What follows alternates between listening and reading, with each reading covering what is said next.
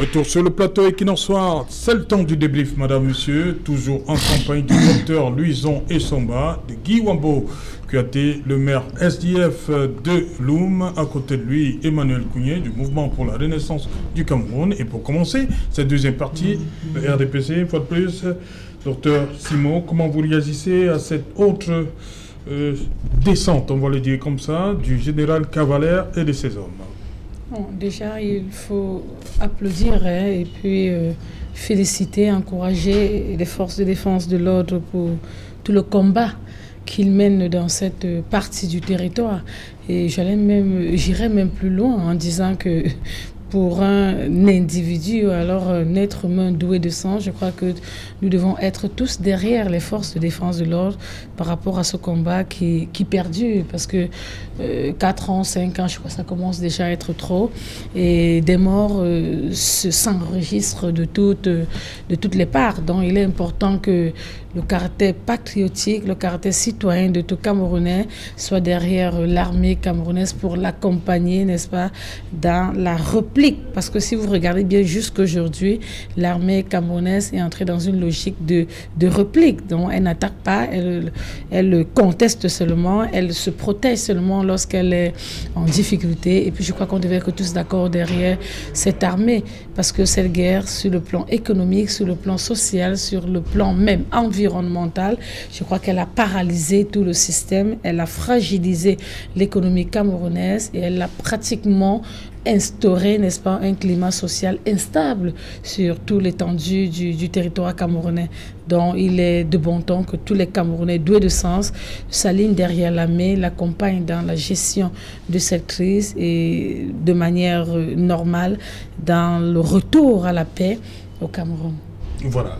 Emmanuel Kounié, lorsque vous regardez ces images, hein, on a vu l'arsenal, le butin présenté par le général Cavalère et les autres hauts gradés qui l'accompagnaient dans cette descente-là.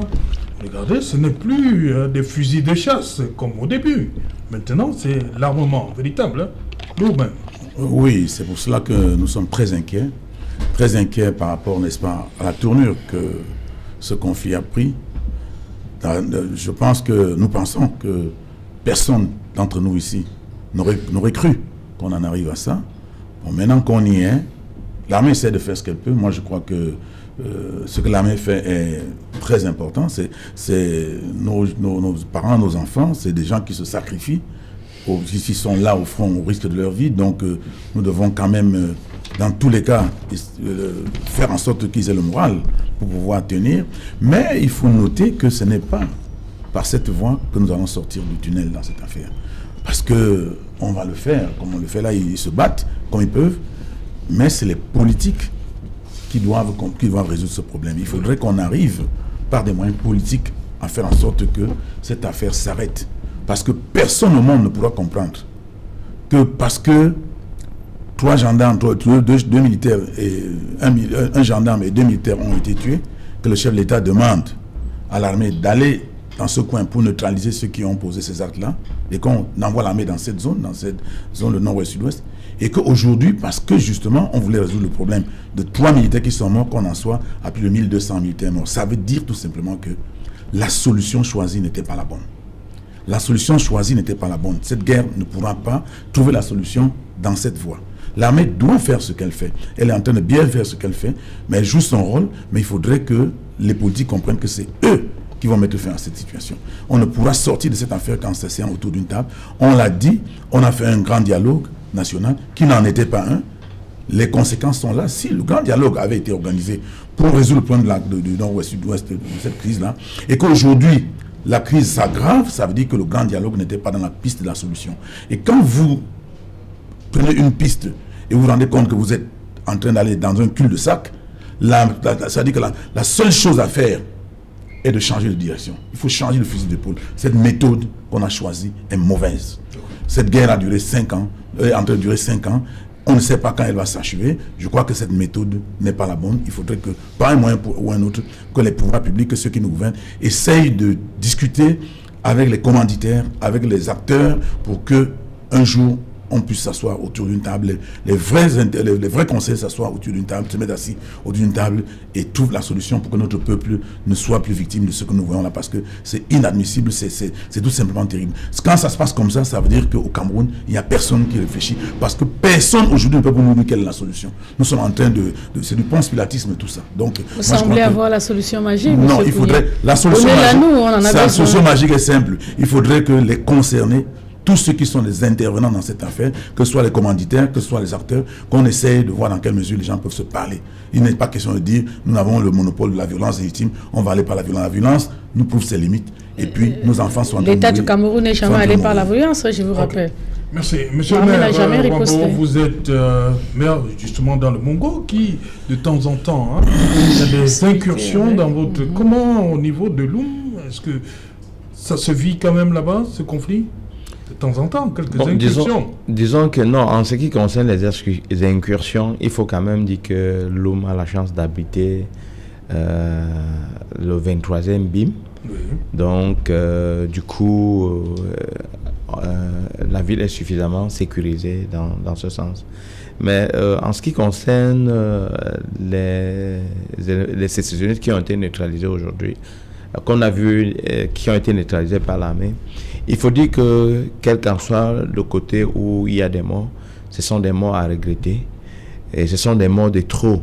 Je pense que le pays pouvait on pouvait épargner le pays de cette guerre en procédant autrement.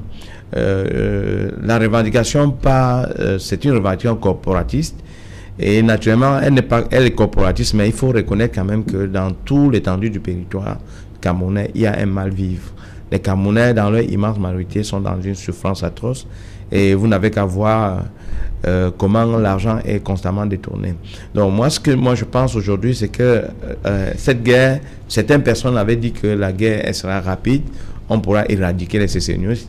Et aujourd'hui, nous rendons là l'évidence qu'il n'y a que le dialogue qui peut régler ce problème. Nous avons vu le grand dialogue. Non, en fait, quand on parle de dialogue, ce n'est pas ce semblant de dialogue qui a été organisé, vous aviez participé, organisé par le régime RDPC. Vous y étiez, vous avez touché les cachets, s'il vous plaît. Le dialogue, les gens sont venus au dialogue dans de bonnes intentions. Alors, qu'est-ce que vous avez fait des résolutions du dialogue? C'est la même chose, c'est de la même façon que vous avez pondu le Code général de la décentralisation. Vous avez dit que les régions anglophones auront des statuts spéciaux. Mais qu'est-ce qui est donc mis dans ces différents statuts spéciaux? On constate que ça c'est l'entourloupe et que l'intention du régime en place, ce n'est pas de régler les problèmes. Je pense que c'est une fuite en avant. Et il devient évident et indispensable aujourd'hui que véritablement il y ait un dialogue inclusif pour régler effectivement ce problème.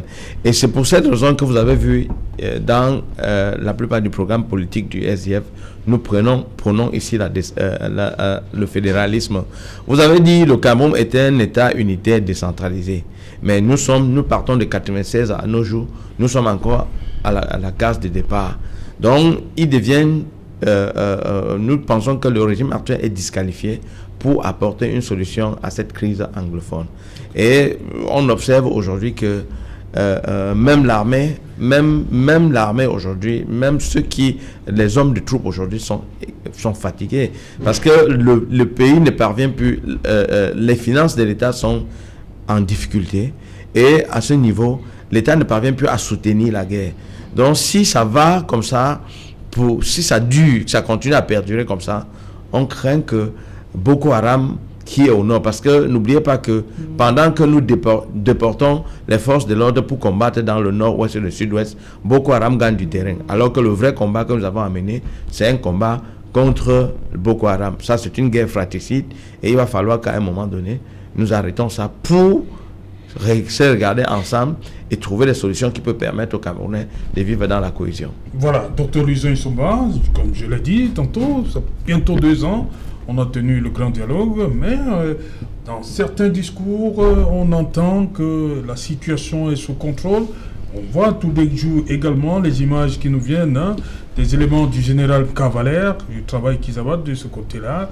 Comment comprendre cette Il y a le dialogue, on nous dit la situation sur le terrain, on la contrôle, mais on voit tous les jours le général Cavalaire sortir, faire des descentes et le butin qu'il récolte. Ces gens-là ont toujours dit que face à un python, on ne peut pas utiliser une brindille. Ça veut dire que le python va d'abord prendre la brindille et la déchirer, la fracasser et continuer son action de dévastation. Donc c'est pour dire que, et ça je l'ai dit dans un autre plateau de télévision pour indiquer que l'option militaro-militaire a monté ses limites. Et c'est pourquoi j'évoquais ce jour-là l'idée de ce que il faudrait penser d'autres stratégies de guerre. Et peut-être au-delà de ce qu'on ajouterait l'option du dialogue, qui est indispensable pour la résolution d'une telle crise, mais il faudrait repenser les stratégies justement, parce qu'on se rend bien compte que les sécessionnistes commencent à prendre davantage de la croissance en termes géographiques. Vous savez que un des stades requis pour la CAN, il y a le stade de Kwekong, du côté de Bafoussam. Et vous connaissez bien que Bafoussam est limitrophe à ces zones-là. Donc je pense que l'État du Cameroun doit pouvoir... Le ministre Betiato, à ce moment, était dans les Bamboutos il y a... Bien entendu. Je pense qu'à la suite même de cette analyse que j'avais faite sur un plateau de télévision, le lendemain, le ministre de la Défense est sorti justement pour remobiliser les troupes. D'abord, les remobiliser et rassurer les populations. Vous avez vu aujourd'hui, je pense que j'aurais pu commencer par là, féliciter à corps et à cri nos forces de défense et de sécurité qui sont sur tous les fronts. Vous savez qu'il y a d'abord le front de Boko Haram et il y a de l'autre côté maintenant le front des sécessionnistes. Donc ce n'est pas facile. Je disais encore que notre armée n'a pu dépasser, mais elle est submergée. Elle est submergée tout à fait, tout simplement parce que lorsqu'une crise commence à durer 5 ans, même les solutions commencent à se complexifier. Ça commence à être difficile de trouver des solutions concrètes pour essayer de ramener la paix. Et je pense que il faut peut-être recommencer au ras du sol pour indiquer que nos sécessionnistes, c'est-à-dire que nos frères camerounais qui ont pris des armes qu'ils n'auraient dû jamais prendre, doivent penser déjà à déposer ces armes. Parce que ces gens-là autour, nous avons pratiquement aujourd'hui le nombre de morts qu'on ne dénombre plus. On n'arrive plus à compter, ça fait du mal. Ce sont les Camerounais qui partent. Non pas seulement du côté des civils, même du côté des armées. Vous avez vu aujourd'hui, j'ai vu le ministre Béti à ce moment engager une véritable guerre contre quelques hauts responsables de l'armée qui ne reversaient pas les primes à tous ceux qui sont sur le théâtre des opérations. Vraiment, nous devons essayer d'encourager, oui, nous devons, et ça peut, vous savez dire que dès qu'il y a une dissension en interne, ça fragilise, voilà justement, et je crois que ça joue sur le moral. Mais bien entendu, il est dans une bonne option, je crois que tous les Camerounais devraient l'encourager à combattre ce genre cette manière d'agir, c'est-à-dire que, et vous savez que ces gars, quand on liste le nombre de primes qui leur sont dues, ils sont, je crois à 8 000. Mais ils en touchent moins. Et je pense qu'on devait encourager ces gars qui, tous les jours, au sacrifice suprême, au plus haut du sacrifice suprême, protègent l'intégrité territoriale et même les citoyens camerounais que nous sommes. Donc moi, je pense que le ministre de la Défense chargé de la Défense devait davantage mettre du tabac dans sa pipe pour essayer justement de booster notre armée qui est sur tous les fronts pour que nous évitions et que nous saluions de tels actes héroïques qui consistent justement à arrêter tous ceux qui veulent déstabiliser l'État du Cameroun. Oui, je voudrais dire qu'il y a un grand problème. Oui. Quand une guerre dure 5 ans, oui, même si ceux qui sont en face n'ont aucune formation, aucune expérience, ces gens-là deviennent une armée. Oui. Parce qu'ils s'entraînent, ils luttent avec vous pendant 5 ans, ils acquièrent des expériences sur le terrain. Donc nous devons savoir que petit à petit, ils sont en train d'aller vers une guerre très compliquée.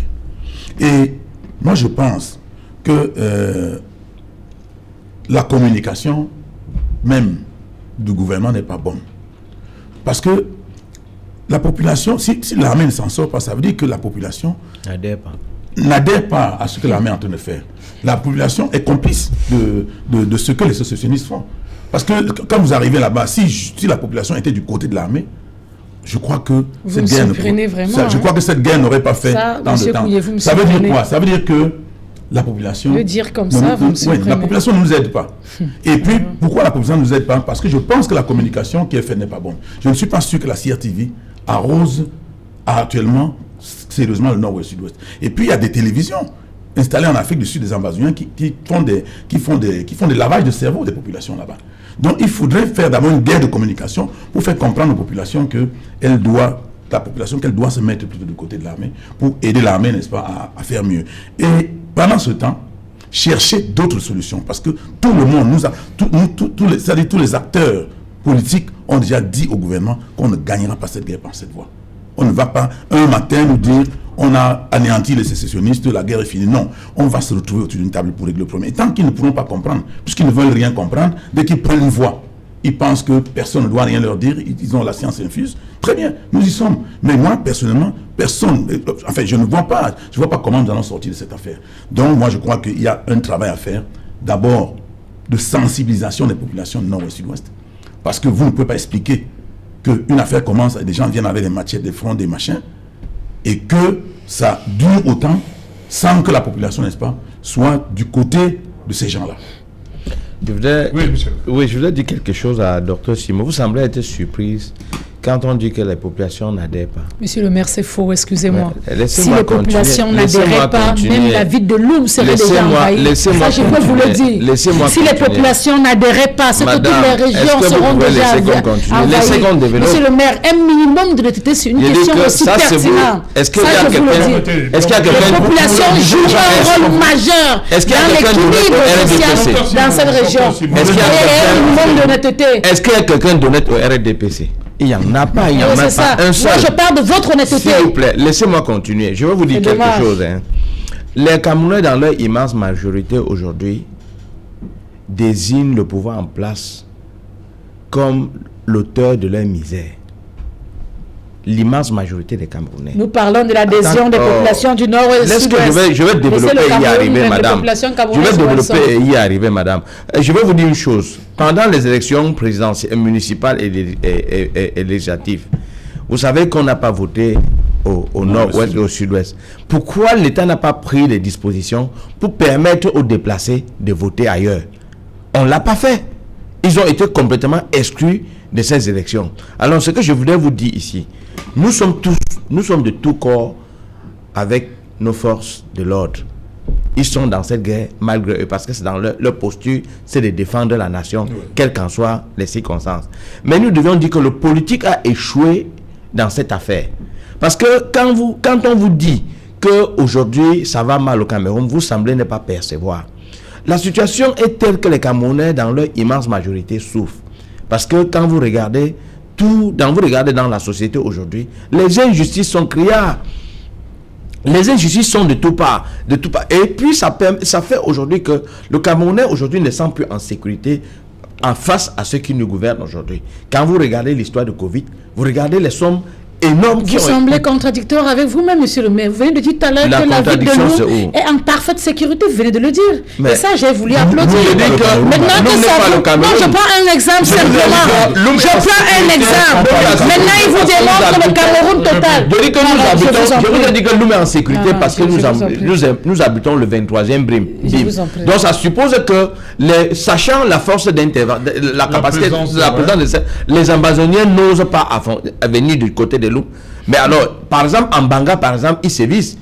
Alors, donc, c'est pour dire qu'il y a au moins cet élément qui met Loum à l'abri. Mais est-ce que toutes les villes du Cameroun sont regorgent les 8 autres régions ont une sécurité maximale, ça, il faut le dire. Ça, c'est vous qui parlez. Si vous voulez. Vous parlez de la sécurité, mais je vous dis que sachez que l'immense majorité des Camerounais sont en insécurité alimentaire. Allez, par exemple, dans les régions, par exemple, de l'Est. Allez dans le président, par exemple, de l'Est. Regardez la misère qui se trouve là-bas, au nord et autres. Vous pensez que le conflit qui est né actuellement à l'extrême nord, ce conflit est né du fait que les gens vivent très mal. C'est la discussion, c'est la lutte des ressources, c'est le conflit des ressources qui amène les Camerounais comme ça à faire la guerre entre eux. Et ça, c'est pourquoi? C'est parce qu'il y a une mauvaise gouvernance. Vous ne pouvez pas imaginer que le Cameroun soit un pays où les cours d'eau pullulent partout et que les Camerounais aujourd'hui soient incapables de boire ne serait-ce que de l'eau. Donc quand vous observez ça, vous comprenez que les Camerounais sont courroucés. Et au jour d'aujourd'hui, l'État doit faire beaucoup attention. Et que le zèle que vous avez, vous, au RDPC, vous deviez un peu descendre de votre piédestal et vous pencher sur les préoccupations des Camerounais. Docteur Simon, résident. Oui, ça j'allais autour. Moi je crois que sur une question comme celle-là, il faudrait un minimum d'objectivité. Moi j'ai dit à un moment, il faudrait vraiment qu'on arrête avec ce statistiques volontaires sur des actions qui sont menées par l'armée camerounaise, par les populations, par l'État du Cameroun, mais simplement parce que le RDPC, quelque part, on veut à chaque fois, n'est-ce pas, noircir ce qui est fait. Je vous dis, et j'insiste encore là-dessus, si l'État, ou alors si les populations n'étaient pas en accord, observez au début de cette crise, quand ça commençait, on s'est rendu vraiment compte qu'il y avait une certaine crise de confiance entre les populations et l'armée, parce qu'à un moment, les populations avaient peur, et puis semblaient obéir parfois aux ordres sécessionnistes. Mais lorsqu'ils ont observé la situation, ils se sont rendus clairement compte que leur sécurité est naturellement du côté de l'armée. Et un comportement nouveau a commencé à être adapté.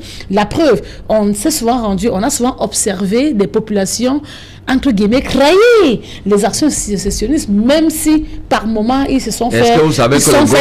Je vous en prie, ils se sont fait tuer. Ça, tout le monde connaît ce qui s'est passé. Si ça ne continuait pas, vous deviez dire en ce moment-là que je suis en train de dire, ce que je veux faire comprendre, c'est qu'on note une évolution au niveau de la confiance. Vous n'avez pas les éléments nécessaires. Vous n'avez pas pour décrire clairement qu'il n'y en a pas. Mais je vous le dis avec un... Donc nous comprenons, nous avons les éléments. De quelle proximité parlez-vous quand je vous dis, monsieur le maire, que vous êtes chez moi? De quelle proximité parlez-vous? Quand je vous dis que vous êtes chez moi, vous y allez combien de fois par an? Pratiquement 2 fois par semaine. Ça, je peux vous le dire. Ça, je peux vous le dire. Et si vous n'étiez pas en sécurité, si la ville n'était pas en sécurité, vous également, vous ne le seriez pas.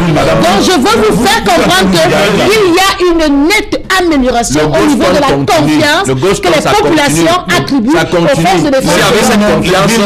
Simplement parce qu'il y a des individus comme vous tapis dans l'ombre pour que cette guerre ne finisse pas. Il faudrait qu'on le dise aux Camerounais. Donc, arrêtez un peu avec vos petits jeux, parce que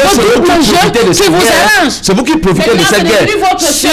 Si le ministre de la Défense est allé, le ministre de la Défense est allé tirer les bétels au Gardien, c'est parce que les gens profitent de cette guerre. C'est vous qui avez créé cette guerre et c'est vous qui profitez de cette guerre. Les téléspectateurs nous suivent et puis on vous voit, vous gesticulez comme vous gesticulez en disant des choses qui n'ont aucun sens. Vous êtes hors sujet, et elle dit des choses que vous n'avez pas le permettre. Et c'est surtout pour cette raison que je me pose toujours la question, à quoi sert les intellectuels du RDPC? À quoi sert les intellectuels du RDPC? À quoi sert les intellectuels du RDPC? Aucune solution vous n'apportez au pays. Merci, docteur Simon. Avec tout le respect qu'on vous doit. Vous voulez l'être aussi, retourner à l'école. Vous avez le problème alimentaire. C'est pour ça que vous bagarrez sur le transfert de compétences. Pourtant, vous n'avez même pas la capacité de pouvoir gérer ces ressources. Qui a la capacité? Vous bagarrez déjà sur le transfert de pouvoir. Le Cameroun est complètement. Vous n'avez pas la capacité de gérer. En passant, je suis chef d'entreprise, madame. Donc vous deviez le savoir. Vous êtes le maire de l'homme, docteur Simon. Vous êtes 2 ans. 2 mandats. Attendons la 3e. Vous allez vous retrouver à Loum. Vous allez vous retrouver à Loum. Quand vous ne savez pas, je suis quand même allé à l'école. Donc ne pensez pas, je ne suis pas un analphabète. Je ne suis pas un analphabète. Allez bien vous renseigner. Docteur, monsieur le maire, vous allez continuer à Loum. Je crois que c'est mieux. Voilà. Docteur Luisan Essomba, cette situation, vous avez dit que la solution militaro-militaire n'a pas payé. Il faut convoquer un autre dialogue. Oui. Parce qu'il y a de l'autre côté des gens qui ajoutent le terme, l'adjectif inclusif. Oui, justement. Ça passe par là, un dialogue inclusif.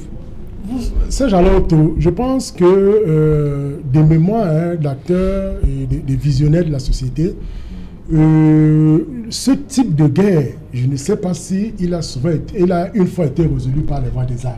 Je ne sais pas, peut-être si vous pouvez essayer d'éclairer mon ignorance. Mais ce que je voudrais dire, c'est simplement que à mesure qu'une guerre dure, comme c'est le cas, les solutions se complexifient. Et ce n'est pas faux. On le voit aujourd'hui parce que, je le disais encore, notre armée, c'est à féliciter, mais est déjà submergée. Elle est déjà tellement submergée et même parfois aussi dépassée. Parce que je veux vous dire que Au départ, vous savez que les gens avaient estimé qu'on ne fera qu'une bouchée. Mais voilà, nous sommes en train de faire 5 ans. Donc cela veut dire que sur le théâtre des opérations, ça ne va pas. Et les questions, par exemple, comme celle du lundi mort, continuent à Bamenda Boya, c'est pas faux. Même si aujourd'hui, on peut relever une nette évolution, mais qui n'est pas très significative, mais cela continue d'être observé. Et je pense que la question également de la sensibilisation, c'est-à-dire qu'on a vu, à un moment donné, le ministre en charge descendre un peu, mobiliser les tout, mais cela ne suffit pas. Il faudrait, comme Emmanuel Kouné le disait tout à l'heure, et ça j'ai souscrit, il faudrait qu'il y ait une... comment j'allais dire, une relation incestueuse, permettez-moi l'expression, entre nos forces de défense et de sécurité et la population, et nos populations. Peut-être par là, nos forces peuvent glaner un certain nombre d'informations pour pouvoir traquer stratégiquement nos compatriotes qui veulent diviser le pays. Donc moi je pense pour ma part que l'État du Cameroun doit repenser une autre stratégie pour justement venir à bout de cette sale guerre, vraiment permettez-moi l'expression, cette sale guerre parce que justement elle est sale, parce que c'est les Camerounais et Camerounaises qui meurent. Mais vous vous rappelez vous avez vu, hein, il y a les vidéos qui circulent, on accuse souvent certains compatriotes d'avoir donné des informations à l'armée. On voit des traitements qui leur sont... Est-ce que ça ne joue pas sur le moral des populations?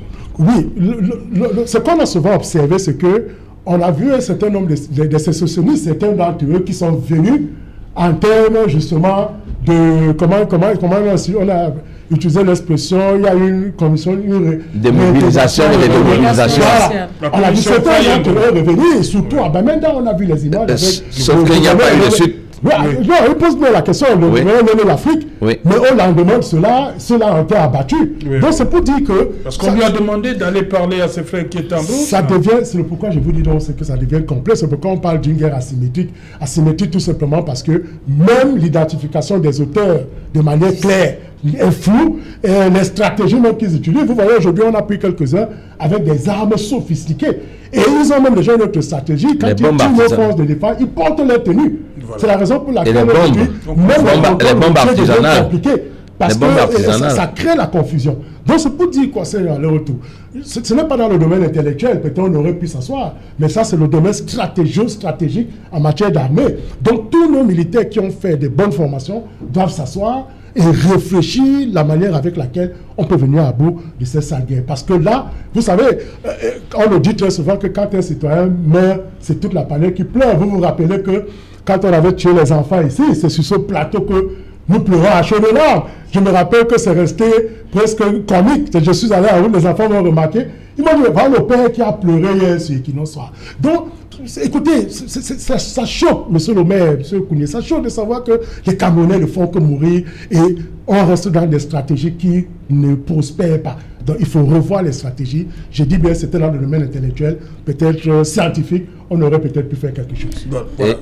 Oui, je voulais dire autre chose. Moi, je crois que, et moi, je continue à dire au docteur Simo que c'est un problème de malgouvernance. Regardez par exemple les repentis, ceux qui ont laissé la brousse. Qu'est-ce qu'on a fait d'eux aujourd'hui? Voilà des questions qu'il faut se poser. Ils sont même descendus dans c'est-à-dire que voilà les bonnes questions, parce qu'en réalité, vous faites constamment la politique de l'autruche. Vous voulez absolument faire croire aux gens que tout marche alors que rien ne marche. Quand vous venez ici dans les plateaux, vous voulez faire croire que nous sommes dans un Eldorado alors que nous vivons les mêmes difficultés. Les mêmes difficultés que je vis, c'est les mêmes difficultés que vous vivez. Ayons la décence de dire la vérité quand ça ne va pas. Voilà une guerre aujourd'hui qui endeuille les familles. Et je vais vous dire, quand vous allez aujourd'hui, la plupart des familles sont en déliquescence. La plupart des familles sont désorganisées. Il n'y a plus aujourd'hui, c'est plus facile de trouver une famille constituée comme c'était par le passé. Pourquoi? À cause de cette guerre. Donc nous continuons à dire, vous pouvez faire croire aux gens que vous aimez le Cameroun plus que les autres. Non, nous avons les mêmes difficultés. Nous avons cette guerre nous touche autant que ça vous touche. Et notre souci aujourd'hui, c'est de faire finir cette guerre. Okay. Et ce n'est pas en venant ici dire des choses comme vous le dites là que vous croyez que ça va finir. La guerre continue et nous avons vu aujourd'hui que les abandonnés hier qui n'utilisaient pas les bombes artisanales, Aujourd'hui, ils utilisent déjà les bombes artisanales. Et ça vous cause des pas, problèmes. Ça décime nos forces de maintien de l'ordre. Ça décime nos militaires. Et nous ne pouvons pas accepter que les populations, que ce soit du côté des Ambazoniens ou du côté des forces de maintien de l'ordre, continuent à être tuées de la sorte. Vivement qu'il y ait vraiment ce dialogue inclusif. Pas le machin que vous êtes allé organiser à Yaoundé en disant vous que y étiez et vous avez touché un cachet. J'insiste là-dessus. Vous y étiez et vous avez touché un cachet. Ce que je voudrais dire, c'est que il y a plein de problèmes dans cette affaire. Même le vocabulaire. Quand on dit, parce que il y a des termes que nous utilisons pour dénommer ces gens-là. Et chez eux, quand vous y allez, ils utilisent d'autres termes pour nous appeler. C'est-à-dire quand on parle de ce sont les terroristes, c'est vrai. Parce que c'est le terrorisme qu'ils font. Mais quand vous allez là-bas, ils ont aussi un nom qui donne à notre armée. Il faudrait qu'on essaye de comprendre que nous sommes entre nous et qu'on fasse très attention. Parce que quand les gens se sentent terrorisés, ça devient dangereux, ça devient très dangereux. Parce que si nous sommes des terroriseurs et eux des terroristes, ça devient très compliqué. Donc même le vocabulaire que nous utilisons, nous devons d'approche en approche essayer de changer de langage, premièrement. Deuxièmement, il faudrait également que nous comprenions que on ne tourne pas le dialogue. Moi je parle des négociations. Il faudrait négocier avec les donneurs d'ordre, c'est-à-dire qu'envoyer des gens faire de la diplomatie auprès de ces gens-là, pour les ramener, pour comprendre quel est leur problème, comment on appelle ça, pour les déradicaliser à la limite, afin qu'ils puissent redevenir, parce qu'on ne peut pas comprendre. Quand monsieur comme Ayou Tabé, qui a travaillé à la Sonnelle, tout le monde l'a vu. Quand les Lions Anotables jouaient, quand les Mboma marquaient les buts, ils dansaient plus que tout le monde à Bonhomme Sadi. Qu'il soit parti de la Sonnelle, qu'on l'ait affecté au nord, et que du nord, il ait perdu son poste, qu'il se retrouve au Nigeria, et qu'aujourd'hui, quelqu'un qui aimait le Cameroun autant que nous tous, disent qu'il veut diviser le Cameroun en deux. Qu'est-ce qui s'est passé entre le moment où il était ici et le moment où il était là-bas? Donc il faudrait comprendre qu'il y a lieu de chercher à comprendre. Et non pas dire on va prendre les armes. On ne pourra pas prendre les armes. On a pris les armes, ça peut pas. Et puis nous dire aux gens de déposer les armes. Nous ne leur avons pas dit de prendre les armes. Même si on dit déposer les armes, vous croyez qu'ils vont déposer? C'est vous qui leur avez dit de prendre les armes. Le conseil dans le gouvernement, est-ce que vous suivez ce conseil? Vous semblez oublier la main tendue que le chef de l'État... Ça, c'est une rhétorique qui n'a pas de sens. Ça, c'est une rhétorique qui n'a pas de sens. Vous dites les choses les mêmes jours. La même tendue, c'est où? On est en train de pleurer une situation qui décime un territoire et entend ce genre de discours des politiciens. Mais qui vous dit que vous avez... Qui te dit que tu as le discours? Au-delà de la manière ça, c'est la politique de l'autruche. Des difficultés que nous rencontrons sur le terrain, je crois qu'il est également important qu'on essaye de revoir le discours de certains hommes politiques. Non, de tout le monde. C'est votre discours que vous allez revoir. C'est le discours que vous construisez tous les jours. Vous allez revoir votre discours. Vous devez revoir votre discours. Tout est sombre, tout est amer. Mais à chaque fois, c'est vous qui... Puisque nous avons 10 000 morts, on ne peut pas vous écouter. Vous avez poussé dans un gouffre. Je dirais tout simplement qu'il faut refaire confiance à l'État et que l'État doit comprendre que les missions constitutionnelles de protection des individus relèvent d'une compétence de l'État. Donc c'est tout ce qu'il faut dire, que notre État pense à trouver des stratégies pour nous éradiquer cette sale guerre. Et quand il pense... S'il ne peut pas trouver, qu'il parte. Mais vous boycottez tous les jours. Ne leur appartient pas. Si vous êtes incapable de trouver des solutions, dégagez, madame. Merci. Vous boycottez tous les jours. Si vous ne pouvez pas trouver des solutions, dégagez. Ça fait 5 ans que vous trouvez la solution. Également, monsieur le maire Wabo, merci.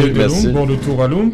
Merci Emmanuel Kounié. Merci Serge Alain. Je crois que la prochaine fois sera plus bonne. Non, merci. Voilà, monsieur, nous sommes arrivés au terme de ce numéro de la semaine, le dernier de la semaine, et qui nous on se retrouve lundi lorsqu'il sera 19h. Bonsoir, Balmayo.